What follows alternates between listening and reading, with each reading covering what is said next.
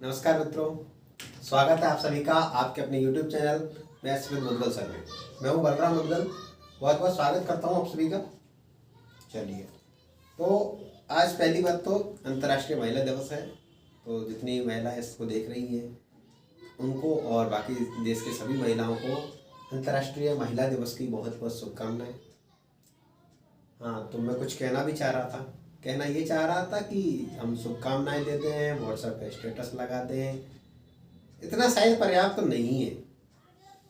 कहीं ना कहीं हमको जो अपने समाज के अंदर जो भेद व्याप्त है, जो अंतर है आज भी महिला और पुरुष के बीच में, उस भेद को जब तक समाप्त ना किया जाए तब तक महिला दिवस मनाने की कोई सार्थकता मुझे लगती नहीं।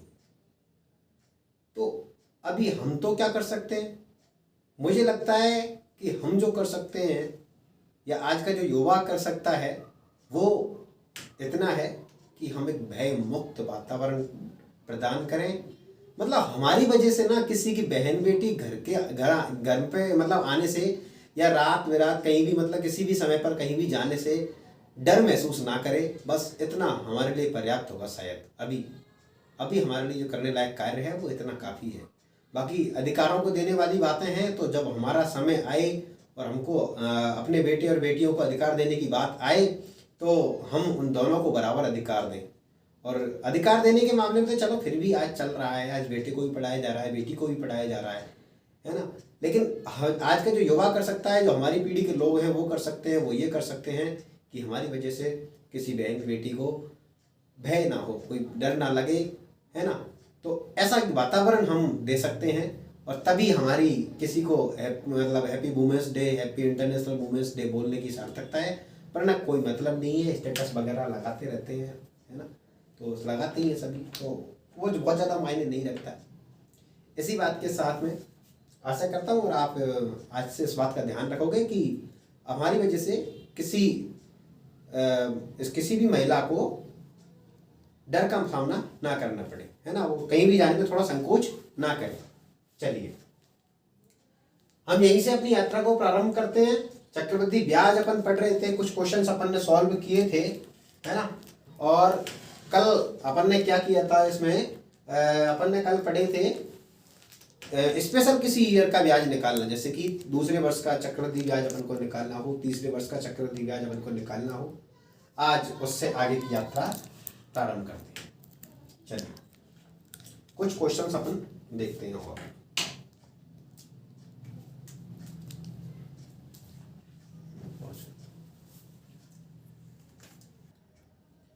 तो आज मैं आपके लिए लेके आया हूँ जो अपनी छोटी एग्जाम्स हैं उनके लिए एक बुक चलती है आर एस अग्रवाल। तो आर एस अग्रवाल के कुछ क्वेश्चंस अपन मैं लेके आया हूँ और इसलिए लेके आया हूँ कि अपन देख सकें कि हाँ, जो अब तक पढ़ा है उससे कितनी जल्दी अपन क्वेश्चन को सॉल्व कर सकते हैं। ठीक है, तो इसमें मैं इसके सारे क्वेश्चंस हो सकता है कोशिश करूंगा सारे क्वेश्चंस अपन करा दें इसके, है ना। तो मैं इनको लेके भी आया हूँ। चलिए, इसमें पहला क्वेश्चन जो दे रखा है वो ये है। अरे यार, ये क्यों नहीं चल रहा है? चलिए देखिए, इसमें पहला क्वेश्चन दे रखा है कि 6750 रुपए का 6.2/3% वार्षिक दर से 3 वर्ष का चक्रवृद्धि ब्याज ज्ञात कीजिए। देखिए, मैं क्वेश्चन को बोल रहा हूं, पूरा लिखूंगा नहीं, आप क्वेश्चन को सुन सकते हैं। मैं उसको क्वेश्चन को लिखूंगा ओनली मैथमेटिकल लैंग्वेज में। देखो क्या देख रखा है कि 6750 रुपए का 6.2/3% वार्षिक दर से 3 वर्ष का चक्रवृद्धि ब्याज ज्ञात कीजिए। तो मुझे यहां से लिखना क्या क्या है, मैं लिखूंगा यहाँ से मूलधन। अब मूलधन को भी मैं या तो हिंदी में लिखूंगा तो मूल लिख दूंगा ओनली, है ना, और इंग्लिश में लिखूंगा तो मैं इसको ओनली पी लिख दूंगा। कितना दे रखा है? 6750 रुपए। अपन को अपने काम की चीज यहाँ से लिखनी है बस, है ना, क्वेश्चन थोड़ी लिखना है अपन को। आर बराबर 6.2/3%। और आपको तो ये भी नहीं लिखने है, आपको क्वेश्चन थोड़ी लिखना है, आपको तो सॉल्व करना है बस। और टाइम है 3 साल का, है ना, 3 ईयर्स, है ना। और मुझे निकालना क्या है? चक्रवृद्धि ब्याज मुझे ज्ञात करना है। ठीक है, ये मेरे पास क्वेश्चन है।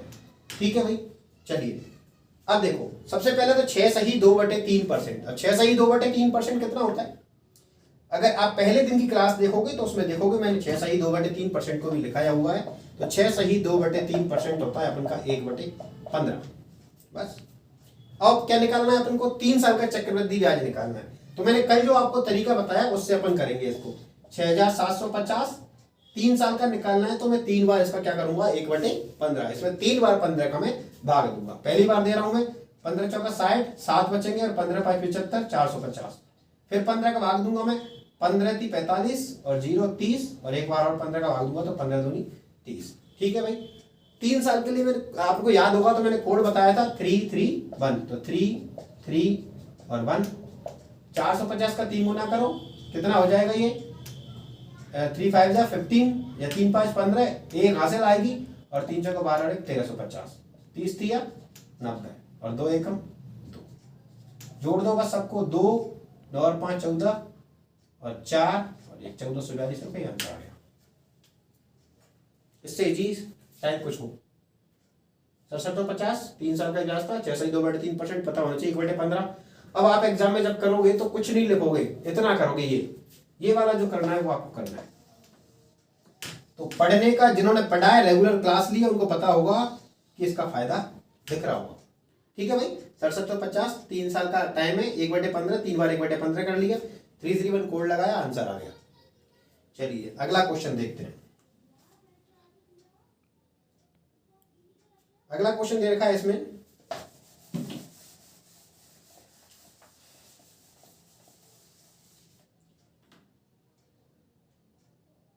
₹16,000 का 10% वार्षिक की दर से 1 वर्ष का चक्रवृद्धि ब्याज याद कीजिए जबकि ब्याज 6 माही देय हो। हाँ, अब एक ये वाली बातें और रह गई हैं, तो पहले मैं ये बताता हूँ कि ब्याज 6 माही देय का क्या मतलब होता है और ब्याज त्रिमाही देय हो इसका क्या मतलब है। देखो, ब्याज 6 माही देय है, इसका मतलब क्या है। अपन पढ़ रहे हैं चक्रवृद्धि ब्याज, और मैंने बताया कि चक्रवृद्धि ब्याज में होता क्या है कि हर एक टर्म पूरा होने पे, जनरली 1 साल, लेकिन एक टर्म में उसने क्या मान लिया, अब 1 साल की जगह 6 महीने मान लिया है। 6 माही मतलब 6 महीने। तो जैसे ही 6 महीने पूरे हो जाएंगे उसका ब्याज उसमें जुड़ जाएगा। मूलधन में क्या जुड़ जाएगा, ब्याज, और 6 महीने के बाद में मूलधन और ब्याज दोनों से जुड़ के जो मिश्रधन बनेगा उस पर ब्याज चलेगा। ये मतलब है 6 माही देय का। लेकिन फिर दूसरी बात, अपन ने पढ़ा है कि जब भी 6 माही देय हो तो क्या कर दो, समय को दोगुना कर दो और दर को आधा कर दो। बात तो बिल्कुल सही है, लेकिन क्यों कर दो उसको मैं आज थोड़ा सा समझा देता हूं। तो समय का तो समझ में आ गया आपको कि भाई 6 महीने 1 साल में 2 बनेंगे, 1 साल में 2 बार 6 महीने हो जाएंगे ना, 6 महीने का 2 पीरियड बन जाएंगे 1 साल में।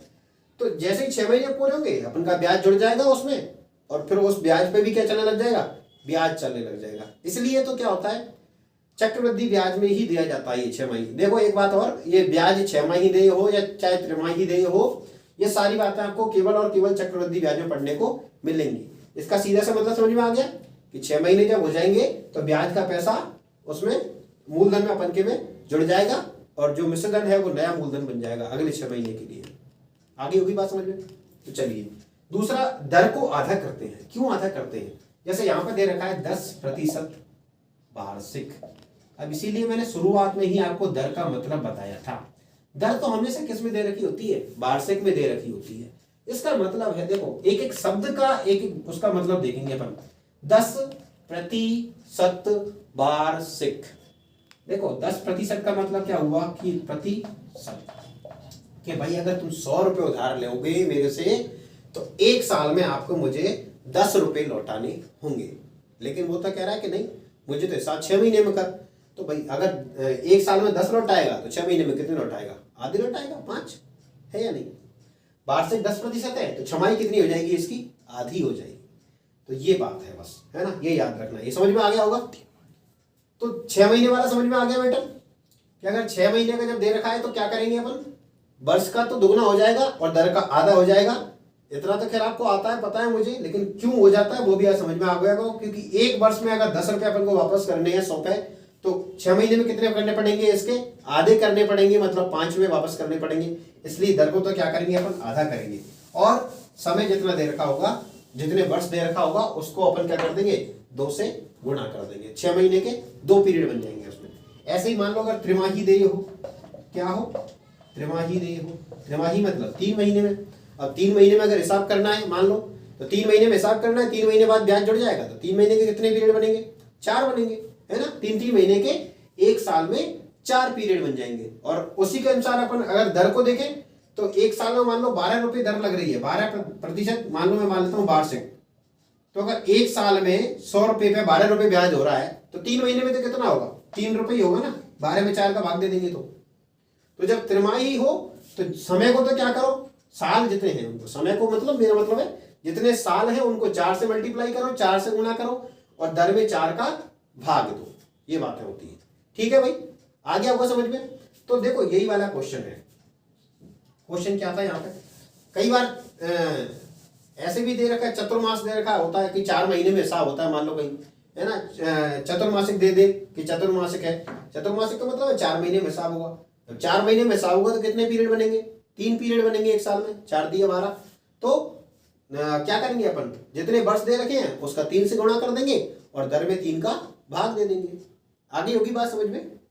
चलिए क्वेश्चन क्या था अपने पास में, क्वेश्चन था कि 16,000 रुपये का, तो मूलधन तो कितना है? 16,000 रुपये है, तो P बराबर 16,000 रुपये। और क्या दे रखा है? 1 वर्ष का चक्रवृद्धि ब्याज याद करना है जबकि ब्याज 6 माही देय हो।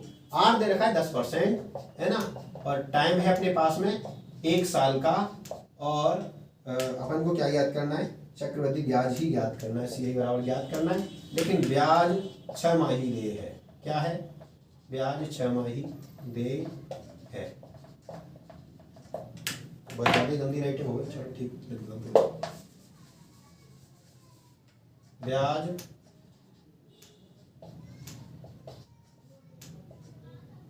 6 माही देय है। ब्याज 6 महीने में देना है, ये तो मतलब हुआ इसका, देय है मतलब देना है। ब्याज 6 महीने में देना है, हर 6 महीने में ब्याज देना है, ये है इसका मतलब। ठीक है भाई, चलिए अब देखो, हर 6 महीने में ब्याज देना है तो अपन क्वेश्चन करने के लिए क्या मान लेंगे? ऐसा करो, इस R की जगह इसको R डैश मान लो। तो R डैश कितना हो जाएगा? 10/2 मतलब 10/2 मतलब 5%, है ना, 5% छमाही बोल सकते हैं इसको अपन। और टाइम पीरियड है वो कितना हो जाएगा? 2 हो जाएंगे, 2 टाइम पीरियड, है ना, तो 2 आधी साल हो जाएंगे। मैं वर्ष नहीं लिख रहा यहाँ पे, है ना, या मैं लिख सकता हूँ यहाँ पे 2 छमाही। अगर लिखना ही है आपको तो 2 छमाही लिखो इसको, है ना, 2 वर्ष नहीं लिख सकते। अपन को इससे मतलब नहीं है क्या लिख रहे क्या नहीं लिख रहे, अपन को ये कोई क्वेश्चन ऐसे थोड़ी सॉल्व करना है एग्जाम में, अपन को तो इसका आंसर लाना है। तो बस कुछ नहीं करना, R बराबर 5% हो गया, टाइम 2 साल हो गया, बस ये क्वेश्चन। अगर इसको मैं ऐसे ही कर दूं, बदल दूं इसको मैं, R बराबर 5%, टाइम 2 साल का, तभी मेरा आंसर क्या आएगा? सेम आएगा। ठीक है भाई, चलिए तो अपन को R लाना है कितना? 5, और T डैश कितना लेना है? 2 लेना है, बस कुछ नहीं है। तो R की जगह तो मुझे कितना लेना है? 5, और T डैश कितना लेना है? मुझे 2 लेना है, इतना याद रखो बस। अब देखो 5% का मतलब क्या होता है? 1/20। 5% का मतलब 1/20।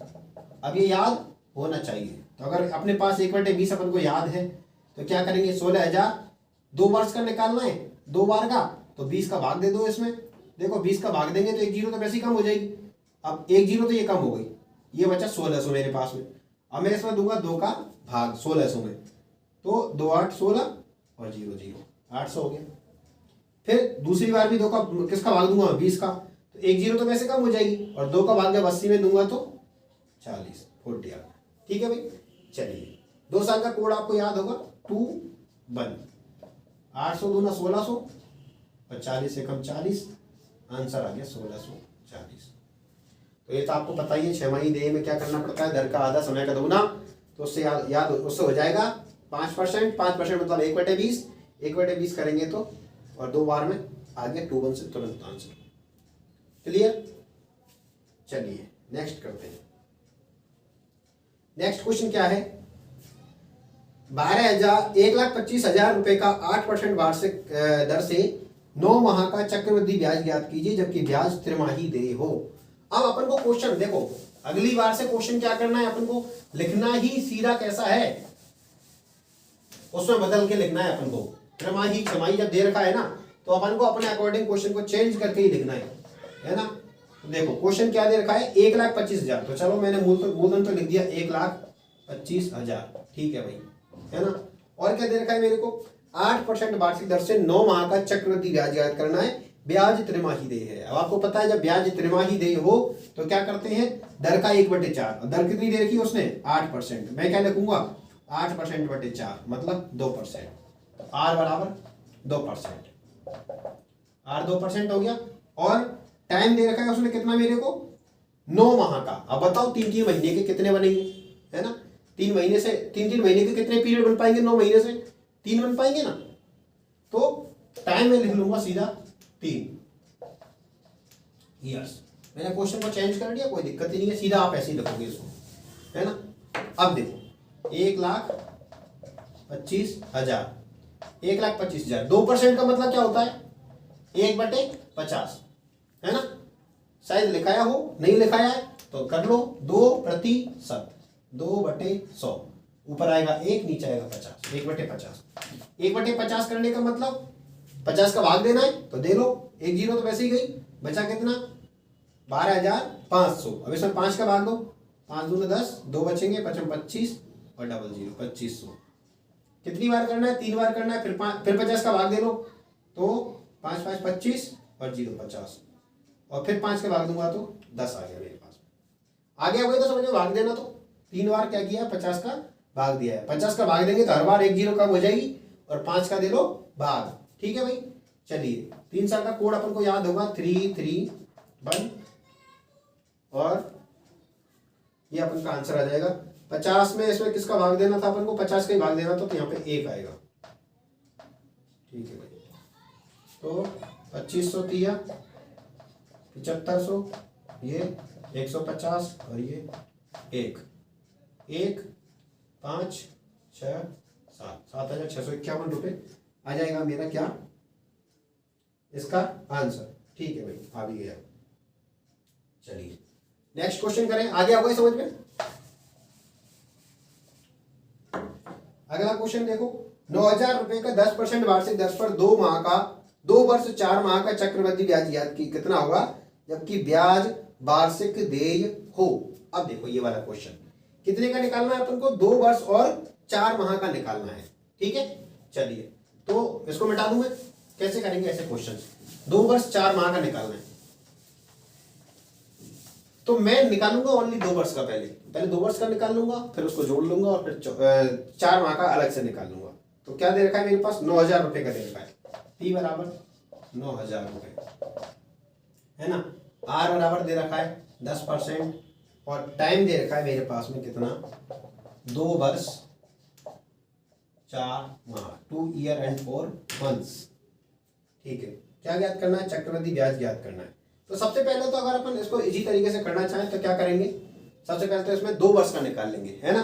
तो जब 2 वर्ष का ब्याज में निकालूंगा तो क्या आएगा, 9,000, दर कितनी है 10%, 10% का मतलब 1/10। हर बार क्या करना पड़ेगा मुझे, 10 का भाग देना पड़ेगा। तो 10 का भाग दूंगा तो ये 900, यहाँ वापस 10 का भाग दूंगा तो 90, और 2 से गुणा कर दूंगा इसको, और 1 से इसको, याद होगा ना कोड 21, तो 1800, और ये कितना हो जाएगा 90, 1890 तो रुपये हो गया मेरा ब्याज।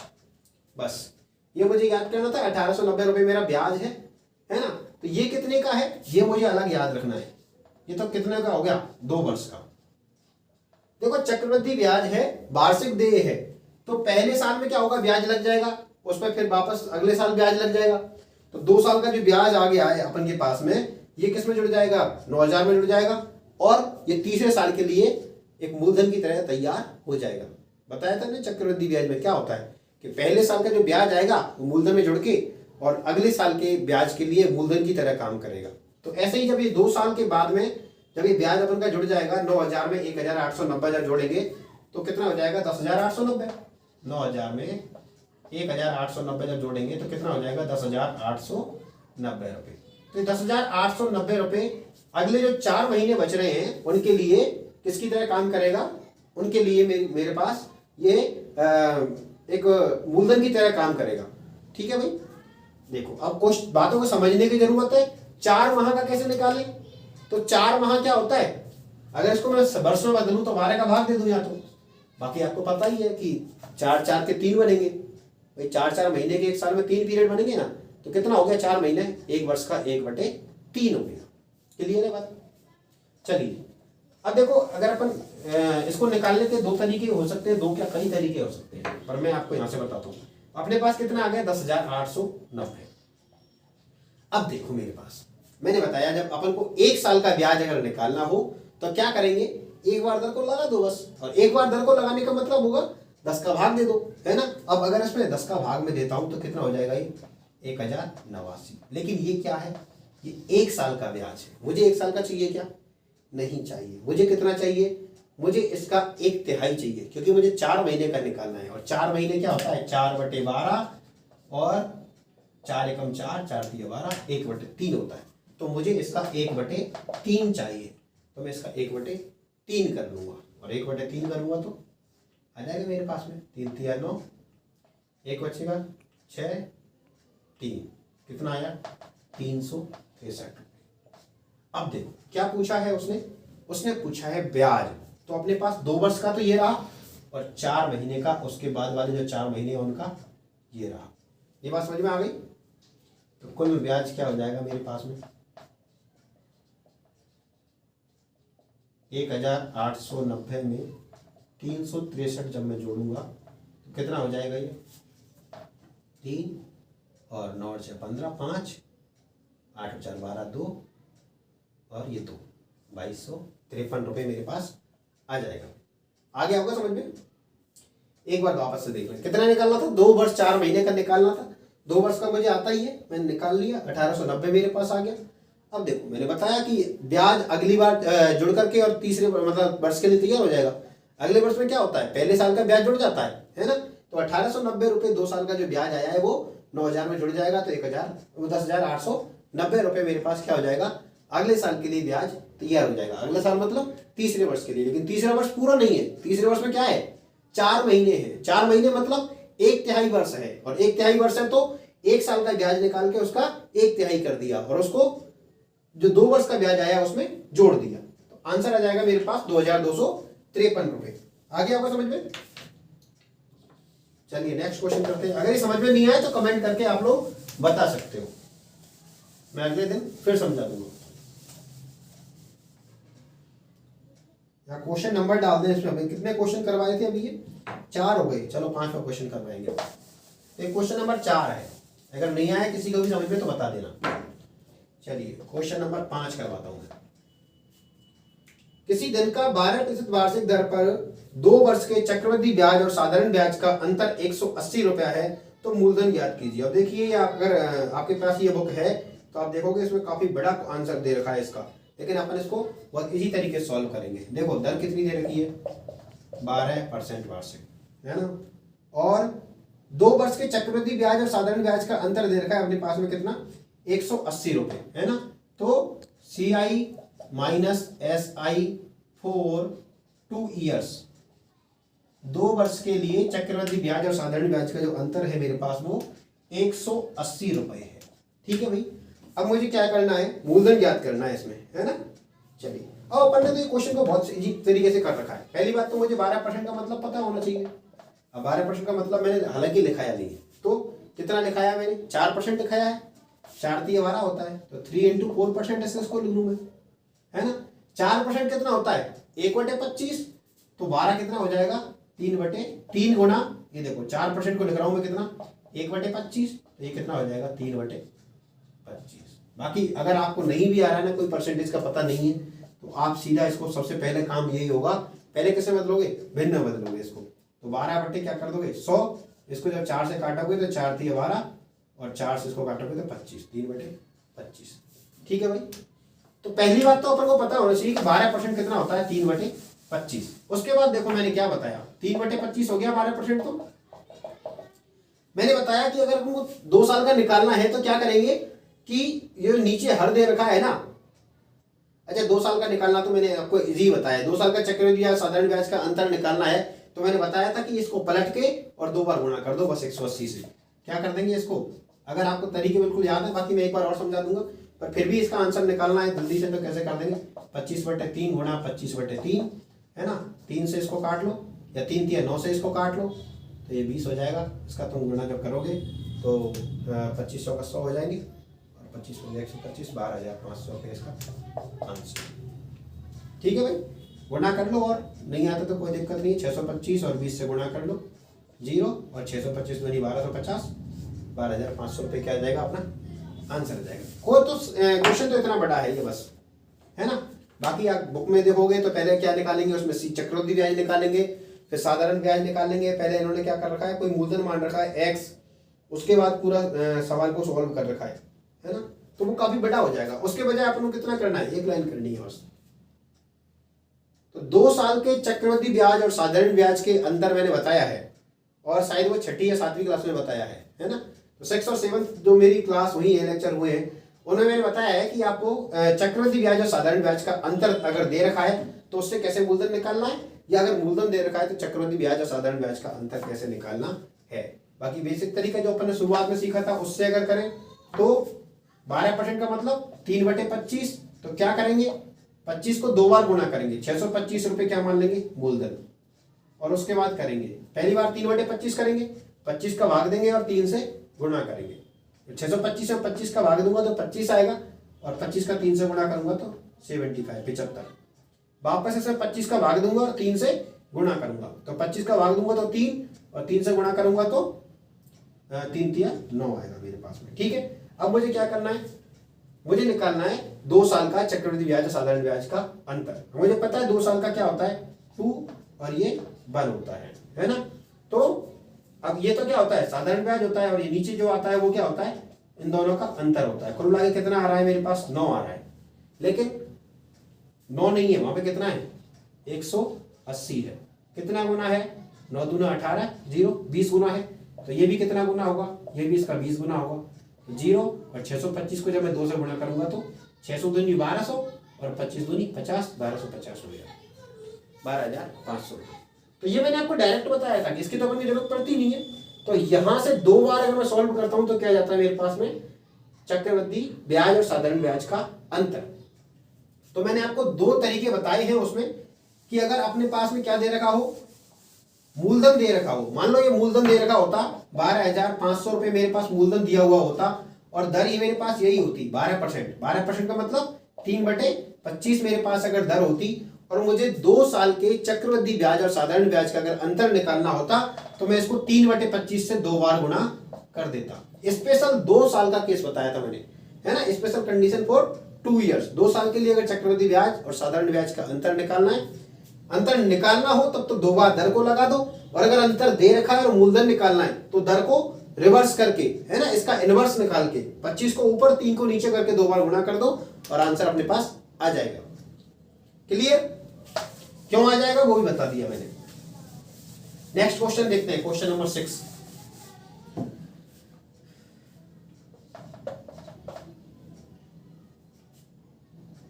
चलिए अगला क्वेश्चन क्या है अपने पास में, चक्रवृद्धि ब्याज पर किसी दिए हुए धन के 2 वर्ष तथा 3 वर्ष के मिश्रधन क्रम से 9,860 और 10,648 हो तो दर, प्रतिशत और मूलधन ज्ञात कीजिए।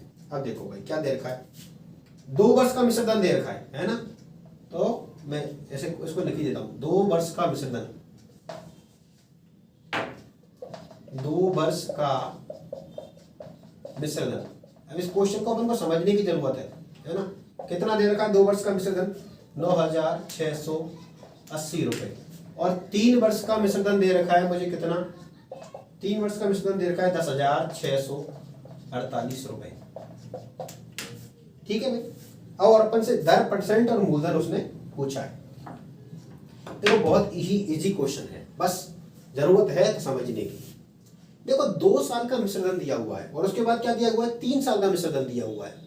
तो पहली बार तो मैं ये देख लूं कि 2 साल का जो मिश्रधन है उस पर ही तो ब्याज लगेगा तीसरे साल के लिए। अपन ने क्या पढ़ा है चक्रवृद्धि ब्याज पे, पहले वर्ष का जो मिश्रधन आएगा वो दूसरे वर्ष के लिए मूलधन की तरह काम करेगा, दूसरे वर्ष का जो मिश्रधन आएगा वो तीसरे वर्ष के लिए मूलधन की तरह काम करेगा।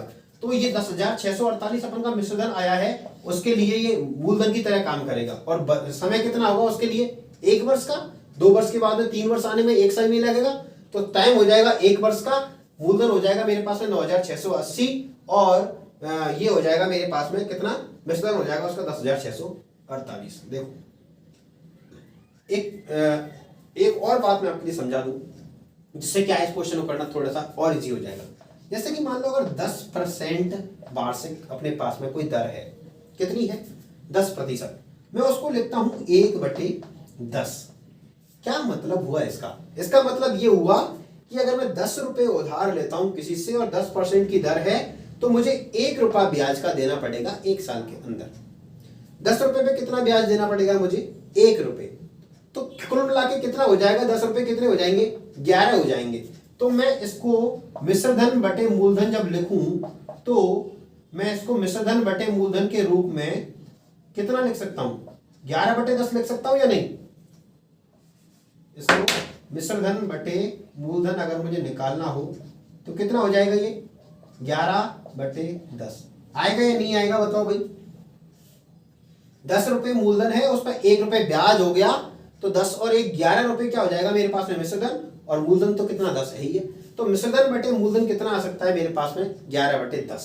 अब अगर अपने पास में 11/10 मिश्र धन और मूलधन का अनुपात है तो वापस ब्याज का और मूलधन का अनुपात निकाल सकते हैं, नहीं निकाल सकते? तो ये वाली बात समझ में आ गई। अगर मेरे पास में किसका अनुपात दे रखा है? ब्याज का और मूलधन का, तो मिश्र धन का और मूलधन का अनुपात निकाल लूं। या मेरे पास में अगर मिश्र धन और मूलधन का अनुपात दे रखा है तो उससे वापस में ब्याज और मूलधन का अनुपात निकाल लूं। अगर मान लो किसी ने आपको दे रखा है कि 11/10 क्या है? मिश्र धन और मूलधन का अनुपात है, तो इससे आपको समझ में आ जाना चाहिए कि 10 रुपए पे 1 रुपए का ब्याज लगा हुआ है, इसलिए 10 रुपए कितने हो गए? 11 हो गए। तो ये वाली बात बस अपन को समझनी है। तो जो इसने 2 साल का मिश्र धन और 3 साल का मिश्र धन दिया हुआ है उसको मैं इस तरह से ट्रीट कर सकता हूं कि 9680 को तो मैं क्या मान लूं? मूलधन मान लूं, है ना।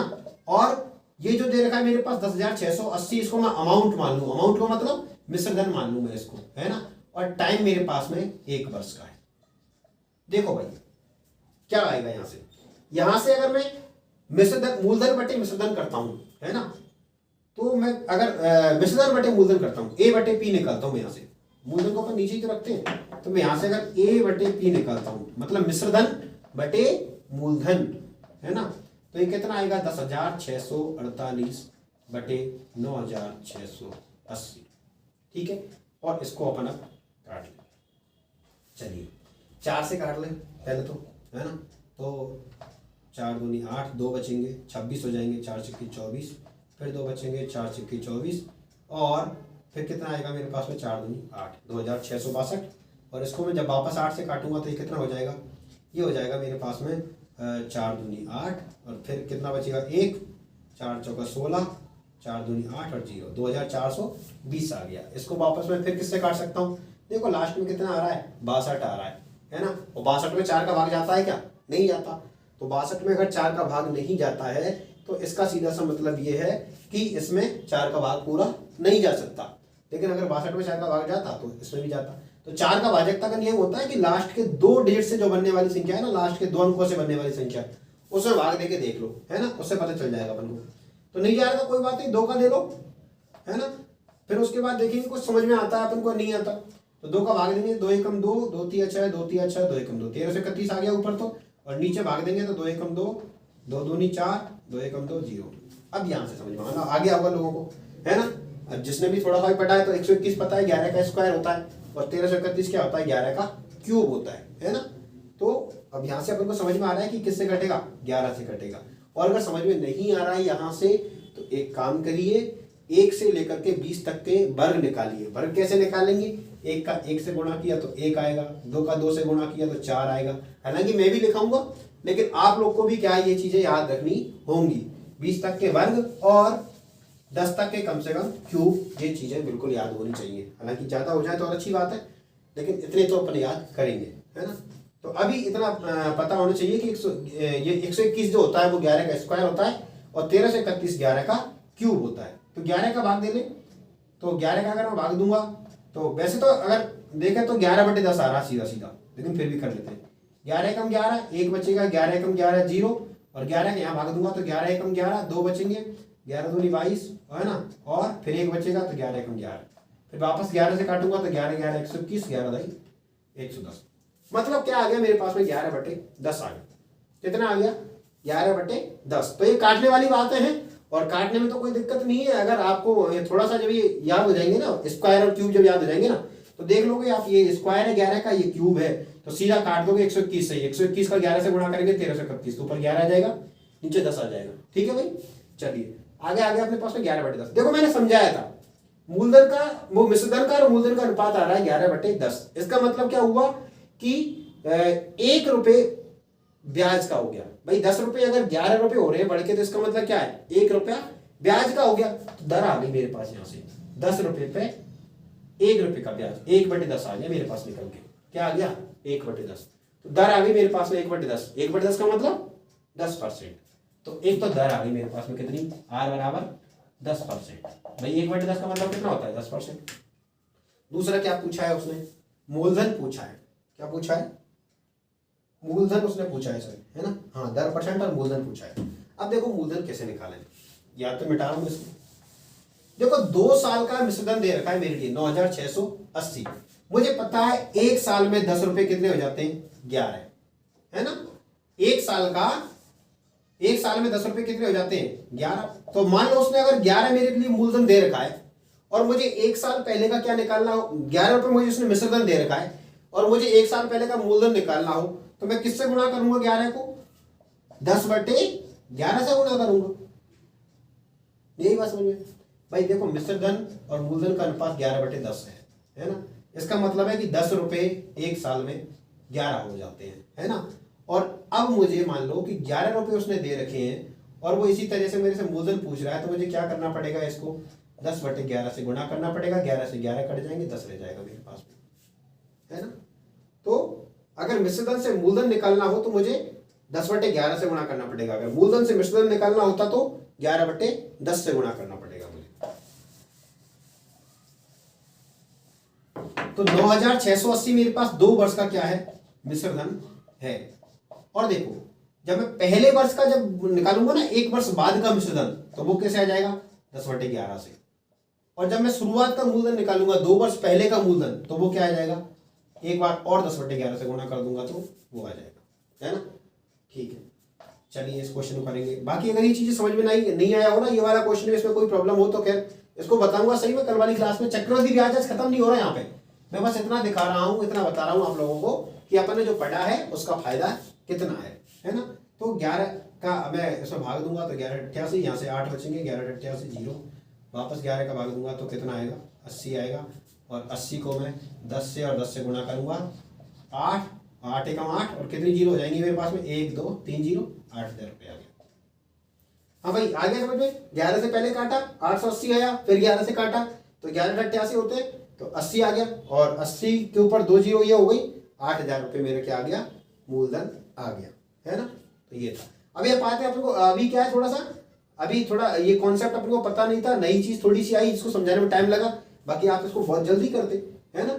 10,648 में 9,680 का भाग देते 11/10 आता, इससे आंसर पता चल जाता अपन को कि 1/10 हो गया। 1/10 हो गया, दर आ गई 10%, और वही 10/11 आया है, 11/10 आया अपने पास में, उसका ही गुणा कर देते 2 बार, 8,000 आंसर हो जाता। ठीक है, चलिए नेक्स्ट क्वेश्चन देखते हैं, क्वेश्चन नंबर 7। क्वेश्चन नंबर 7 क्या है, किसी धन का 8% वार्षिक दर से 2 वर्ष का चक्रवृद्धि ब्याज दे रखा है उसने 2080 रुपए। इसी धन पर कितने समय का साधारण, इसी धन पर इतने समय का ही साधारण ब्याज कितना होगा। देखो उसने क्या दे रखा है अपन के पास में, 2 वर्ष का चक्रवृद्धि ब्याज अपन को बता रखा है कितना 2080 रुपए, और अपन से पूछा है साधारण ब्याज। R बराबर 8% और टाइम है 2 वर्ष का, है ना। और क्या दे रखा है अपन के पास में, चक्रवृद्धि ब्याज दे रखा है, CI कितना दे रखा है 2080 रुपए, और अपन से SI इसमें पूछा है। देखो अभी तो अपन कौन से तरीके से करें, पहले तो मैं इसको बता दूं, मैं कल आपको एक तरीका बताऊंगा, उससे इस क्वेश्चन को कैसे करेंगे। 2080 गुणा 8/8.16, जब इसको मैं सॉल्व करूंगा इधर 2 जीरो आ जाएंगी, है ना, पॉइंट को हटा के। अब इसको मैं सॉल्व कर दूंगा यहाँ से, है ना। 8 से ही काट लेता हूँ पहले, ऊपर 100 और नीचे 8 एकम 8 0 2, और 102 से जब मैं इसको काटूंगा ना तो 102 816 ही आएगा ना, नहीं 2 साल का है, सॉरी 8% है ना। चलिए 2080 का मैं गुणा करूंगा किससे,